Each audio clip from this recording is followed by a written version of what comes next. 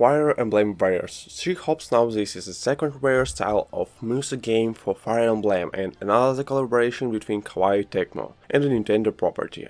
And this one is pretty damn good. It kind of depends on number 1 if you love Fire Emblem, but number 2 if you love this warrior style games, which is a bit more of a fun acquired taste. But I gotta say, I think this got us a merge of the two genres almost perfectly. Here it just makes so much sense. It feels like Dynasty Warriors, like obviously right big battlefields, plotting where to head next on a map and just slaughtering thousands of dumb dudes, but the level of more Fire Emblem style strategy and micro-maging stuff layered on top of. Here's pretty staggering. There's a lot of tone at the base of camp activities, to do voice to train things, to manage relationships, to build people, to talk to gifts, to give then of course overall map resource, strategy classes, items, living up, and then moment to moment in battle strategy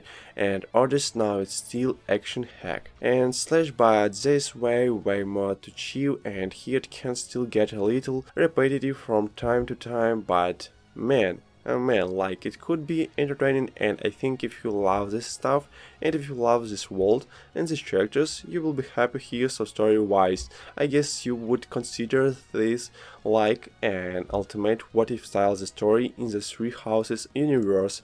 No spoilers here, just like the basic setup. You play as a new male or female characters that you creative who is a mercenary on a little adventure who happens to stumble into a much larger world. You pretty instantly encounter a villain that is a very significant character from 3000s. It's really cool, and you also quickly realize you are also linked to the supernatural otherworldly entity who is bestows you with some crazy abilities. Now as you slowly try to uncover what the deal is with that and everything, you need end up running into the OG gang. You know you love them, Dimitri, Adelaide and Clady, and they very quickly swoop you up into their ranks and right into their world of Fire Emblem politics. You know, various clambering kings, all that kind of things get very complicated. Now like 3 house, you choose one of the houses here and you get when it seems to be a specific branch of story. You very quickly trust into some more character stuff with your leader, so I choose Dimitri, of course, our broken prince, and it got really intense really quickly. Now I'm not so the entire thing, so keep in mind this is just lengthy first impressions, but I'm really into the story. It definitely feels a bit crazy.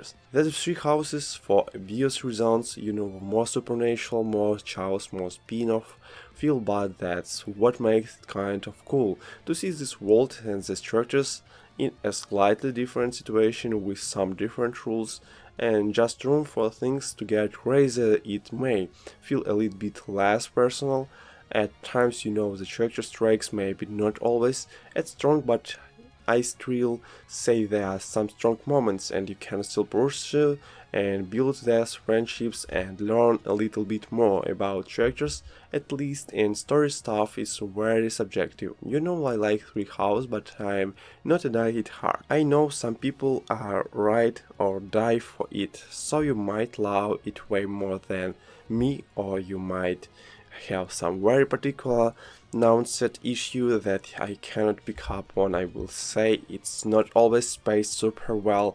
You know, the prologue is long and it feels like there are endless tutorial messages, but thick with it once chapter 4 hits and you are set out on your own a bit more, it really picks up. I don't know how well the pacing is overall, but yeah, gameplay wise, as you can see here, it can look to the average person like meaningless, endless, repetitive hack and slashing, but it feels really satisfying, man.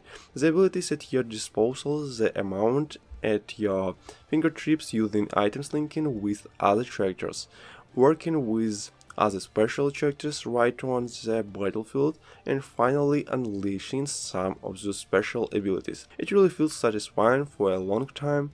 Something about clearing a screen of enemies, I love the flair of a big explosive attack crossing through a battlefield or a castle town, just capturing every point or killing a boss. As your whole army is at the end of the tightrope, this situation might not always look thrilling on screen here to the casual persons, but I found the only thing is that the camera absolutely sucks.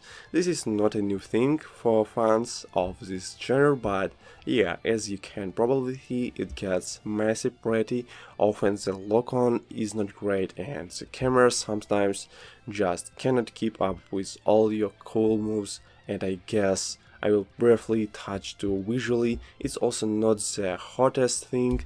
It is a waltz is definitely working overtime.